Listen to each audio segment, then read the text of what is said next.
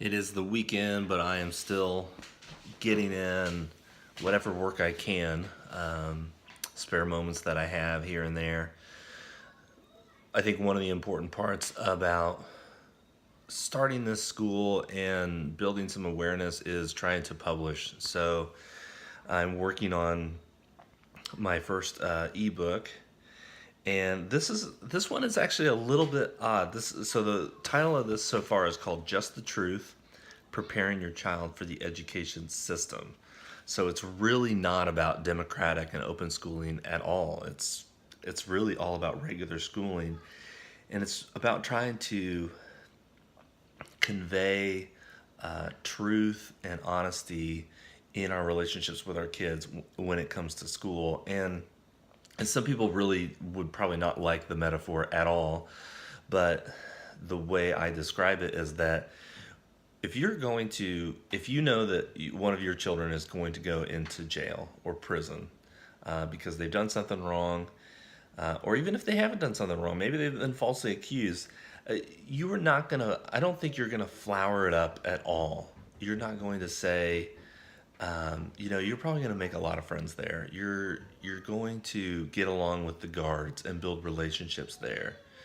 You're going to enjoy it. You wouldn't say any of those things. You would say, "This is going to be awful. This is how you need to protect yourself." And while in most cases, I think school is not anywhere close to prison, I think for a lot of kids, it is like prison. And we can prepare them for that. And one of the ways that we can prepare them for that, I think, is just being honest about what to expect, what they're going to experience out there. So things as simple as like your teachers will yell at you. So this second chapter, I think, is going to be called Disappointment Parenting. And that's a name that I give to parenting, an approach to that parent-child relationship that to me, is wrapped up in disappointment. So saying things like, why is it taking so long? Or why can't you just calm down? Those, we're trying to communicate with our child, but there's all this like disappointment behind it about, we're basically trying to say like, you're not good enough. Like, why are you constantly falling short of our expectations? And so it started out, the book kind of wrote itself at the beginning, and then as I've started to get some feedback, I'm having to really focus in and spend more time on it. So I'm kind of on the third draft right now, and just going through, reading it out loud and looking for things that don't make sense, and hoping to release this in the next like 2 weeks. So I'm kind of under the gun here. I'm probably going to end up pushing it back a little bit, or I'll just get it done and kind of do a version 1, see if I can get a few copies out there, and then get some more feedback and go from there. Stopping to think about the audience a lot in a writing like this. So I'm still working on, had to take a break there because I had, so my son came in and it was wanting to dry off one of their toys because it had rained last night. So I'm thinking a lot about who is this book really written to? And I think I'm starting to understand that process a little bit more, but obviously this is one of the first times I've really written anything that wasn't for a grade. I mean, I've written a lot of blog type stuff. I've written a lot of, micro blogging type social media stuff. But this is really, really trying to organize something and make an argument is new to me. So I'm thinking a lot about the audience. Who do I want to read it? Who is it written for? And I think it's really written for those parents who, they really see a lot of the flaws in the system. They want to take on a more sort of distant and respectful role of the child, but no one around them is doing that, so they have no idea how to do it. So they tend to sort of just go with the herd or go with the flow. And use the same tactics that other people are using, or they sort of just kind of go by the seat of their pants, and they kind of get ostracized by the community. So I hope this book will give them a lot of confidence about their approach, and about how just being truthful with our children and supportive can be a huge help in preparing them for a system, especially since most communities do not have the kind of school that we're trying to build. And so a lot of that ties in together. I think it allows me to establish myself in the space, and create create some community between regular schools and open schools or democratic schools. I'm not really sure how to go into this part of the vlog today, but I was just thinking a lot about, I want a space where kids can explore their interests and develop a deep appreciation for their abilities. And one of my favorite videos, and maybe I can remember to link this in the description, it's called Focus and Intensity, and it was released by Sudbury Valley, which is a very similar model to what we would be launching. And I love watching the staff members interact with those students and just give them the space to just develop these deep interests. And there's a room in that school where it's just a place where kids gather and talk. And so that's a little bit of what I wanted to capture. It's I don't know if that's like a mission statement or something. I feel like, my experience in school, and so many people in schools they're not allowed to develop those interests early. And we are living in a society that is hyper specialized. I mean, if you don't find something that you do really well early on in life, you struggle. You struggle to find happiness, I think. Sure, you find work, you work jobs and do stuff like that, but I really feel like I see so many people who have struggled to find an end to their passion. Maybe they didn't struggle to find a passion, but they were never sure how to develop that passion into something that solves problems for other people. So those are a little bit of my thoughts today. No official like paperwork or anything like that, but just trying to establish an environment where something like that happens. That's what I envision for this space. Not to capture too much video while I'm driving, but I really wanted to capture this. Early on while I was, the previous segment, I just talked about the importance of developing interests and skills. Early on, I think some people may have missed the boat in teaching me some really valuable skills that I wasn't getting in school and applying it to my interests. So for example, I got into music recording pretty early on, right at around, I think it was the first like loan that I took out on my own, like after 18. I took out a loan for $500 to buy a little tape recorder. And I just think about how valuable it would have been to have someone talk to me about a process for cataloging what I was recording, and a process for reviewing what I was recording.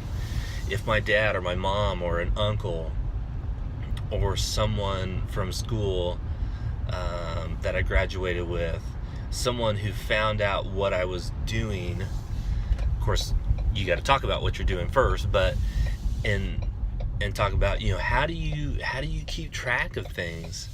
And I did label stuff, but I think one of the things that I really failed at is having a process for reviewing content that I was creating, and sort of coming up with plans on what to do with this. Having someone listen and not necessarily give feedback, but just talking about my goals. What do you want to do with this? And so those are some things that I think are really important to do in a democratic school is think about so many of those processes that we sort of take for granted. For example, my son, who is 4, is making paintings. He's painting pictures probably once every, I don't know, once every 2 weeks. And so yesterday, or a couple days ago, I asked him, what do you want to do with these pictures? I just want to look at them. I said, oh, okay. Well, what if we put them in a frame for a little while and hung them down nice and low so you can see them. And then when you paint a new one, we'll let that one dry. We'll take the old one out of the frame, find somewhere else to put it, and then we'll put that one in the frame. And he liked that idea. So today, if I can remember, I'm going to get a frame and we'll start doing that. But that's what I'm talking about, having the kids be part of that decision-making process instead of just deciding for them what they're going to do with it and not even telling them kind of what that process is. I want them to know what that process is all the way through. I just had a thought. I was listening to Don Wettrick's Start Ed Up podcast and loved how the conversation with, I can't even remember who that was. It was Corey something. I'm not going to be able to see it. And I had met a new friend of mine, Gino Larico, I think it was.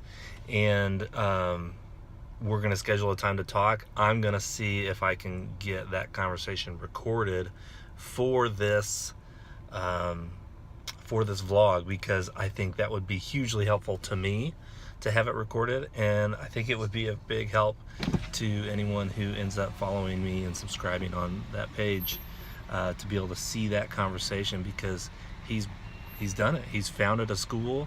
They ran it for 12 years. He has now been hired to turn around another school in his community that's been really suffering, and he's going to turn that he's going to start listening to the students and watch that turn into a democratic school as well. So I cannot wait to talk to him and talk about some of the challenges that we may face.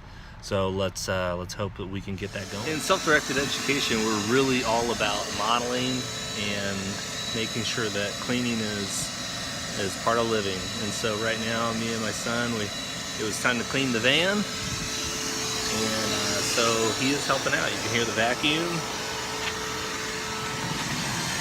You can see him getting in there. So much, it's hard to quantify it. How do you quantify that kind of learning? Taking responsibility over things that we own, making it easier to find stuff. So he's just learning a lot through that process, and things that it's tough to learn in a book. So one of my favorite Sudbury schools, or one that I've actually been to, Tallgrass Sudbury, their motto is, because life isn't standardized, and that's why that's part of their messaging to their audience, that we can't standardize school too much because life isn't standardized. What I'll add to that is that everything in a democratic school is taken care of by the staff and the students together. So bathrooms, ordering supplies, taking inventory of supplies, we're going to give that ownership over to the kids. So they're going to be learning things about, what does it mean to use too much soap, because they have to clean it up. So there's so many things that are happening in that environment where they are just learning a ton of stuff that sometimes they're getting at home and sometimes they're missing at home. I don't want to judge how people choose to organize their homes, but if we're going to complain about the way that kids are prepared for life, then I think we got to be willing to look at, what kind of environment are we putting them in? Big things to consider. This is another reason this vlog is called Day One, because every day is like day one. Constantly feel like you're starting over and you're building on new things and you're tearing things down. And So anyway, the book that I've been working on is called Just the Truth, Preparing Your Children for the Education System. Been getting a little bit of feedback from people reading it that it's confusing. It feels like it's switching back and forth from parenting to education, and maybe they're not quite ready for that leap. I think I am ready for that, but maybe they're not. So I think I'm going to change the focus and actually split it into 2 books, and it's going to become Just the Truth is going to be focused, going to be a longer book that's focused on helping parents build trust with their children and that'll be more of a persuasive kind of essay form, where the other one will be more of a flip card type thing, where almost like a daily calendar of reminders of what the school environment is like. So those are my thoughts so far, and it'll be interesting to see with this new lens how I'm looking at it, how things might change. We'll see. This is after the fact because I wasn't sure if I was going to actually get it, but we had a little going away party for 2 very good friends of mine, and Charlie and Trisha Brevich, they're married, and they've been together since high school sweethearts, and they're going to move out to Des Moines, Iowa for a few years for part of her work, and just wonderful people. So wanted to introduce them because the experience that I've had with them has really changed my life. They've impacted my life so much, and I just thought it's really important to be able to show them my appreciation and get to reminisce with them and introduce them, because they'll be my friends for I can't imagine anything that would separate us as friends. So glad to introduce them. So here's probably Charlie first, and then Trisha. What's up? Charles Burrow. How do you say it? Rubbish. You guys know me for a lot of years. That's right. That's disrespect. Yeah. Look how different we look. So old. Man, where are you going? I'm checking out my face. So I've known Charlie here for, we went to school together. The early memory I have of Charlie is he wore some coconut Bra. to school, a coconut bra. So you were you were a hula girl for Halloween. That's an early memory of yours? I think that's one of the earliest memories that I have, because our families played together, and I don't remember any of that. Oh yeah, I remember that. I don't remember that, but I've been told that. But that, yes. Must be a lie that our families made up. Yeah, they both were involved in some murder cover-up, and they're like, "This is what we got to keep the lie alive." I feel like that was a spirit day. Yes, I don't think it was Halloween. I think it was a spirit day. Yeah. But maybe there was a theme that week. Anyway, so we've remained friends. We kindled our friendship over Schlotsky's Deli sandwiches, because I worked there, and I feel like that's when you came into my life big. Me and Trisha were going to Schlotsky's Deli for dates. Yeah. And we loved it, and you were there. Yep, and I worked there, and it's still my favorite restaurant.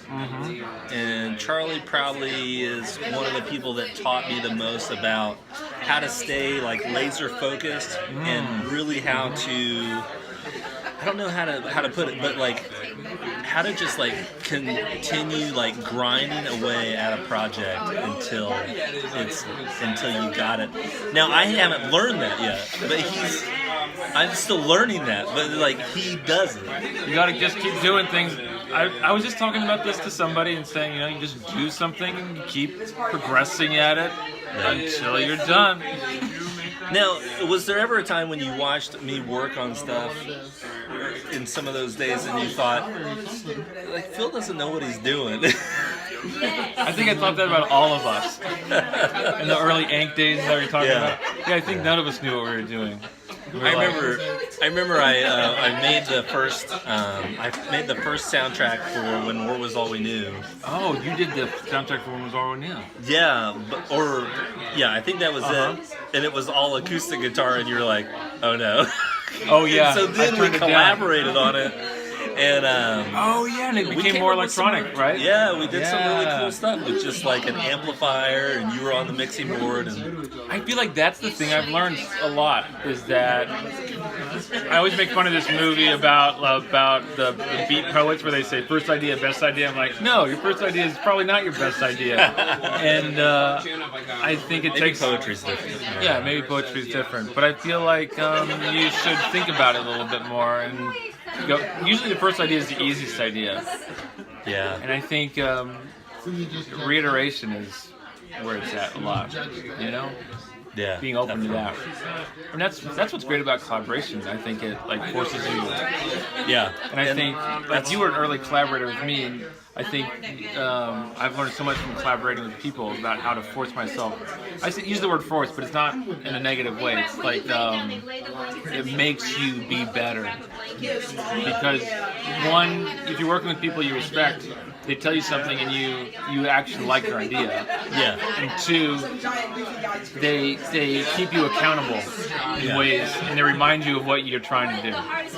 I would say, and what that makes me think of is the closer that you become to somebody, I think the more likely you are to accept their ideas. Like you and I, when we get together for lunch, we share ideas about, I want to try this.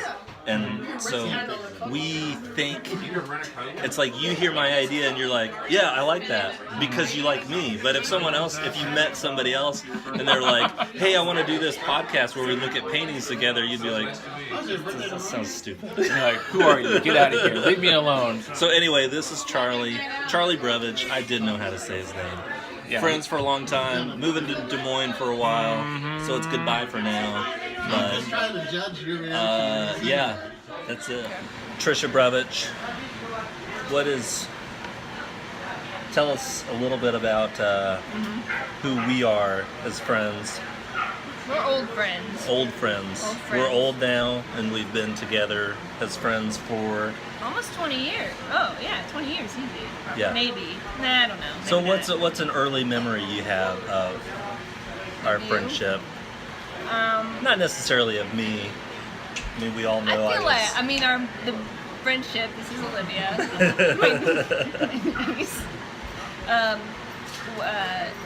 We lived together. You, me. There's someone else. Yes, we did live together for a little Charlie. while. You lived with us in our first. It's my old parents' old rental. Yes. 50th place. 50th, and then we in Greenfield too, and then Barnaby started living with us. Yes. And the four of us together would have the most. We would have the most fun. We wrote scripts. Yeah, we did others.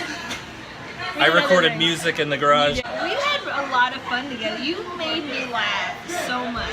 I think of you as you said the craziest things, and I loved it.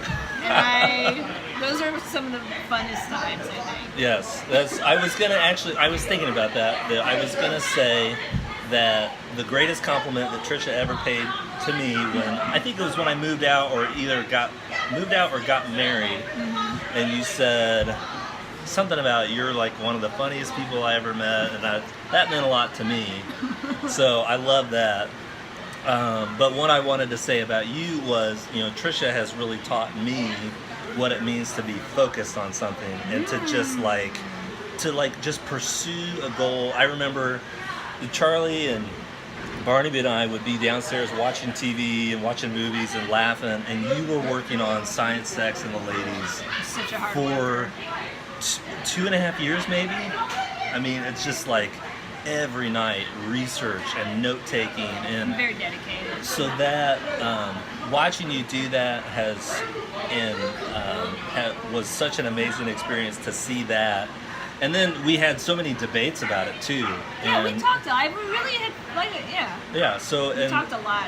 You and Charlie and Barnaby, I think you really taught me how to articulate my ideas and how to challenge ideas that other people were sort of